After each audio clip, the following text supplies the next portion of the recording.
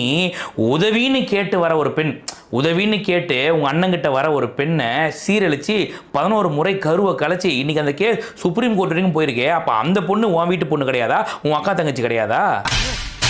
நீ கேட்ட ஒவ்வொரு கேள்வி என்ன செருப்பால் அடிச்ச மாதிரி இருக்குடா. இல்ல நியாயமா நியாயம் இல்லையா நீங்களே சொல்லுங்க. யாரோ ஒரு பெண்ணு அந்த பெண்ணு அழுதுக்கு இவர் கொதிச்சுட்டாரமா கொந்தளிச்சுட்டாரமா. எதுக்கு என் வீட்டு பெண் எப்படி அழுவலாம் அப்படின்னு சொல்லிட்டு ஆவேசமா பேசுறியடா நாயே.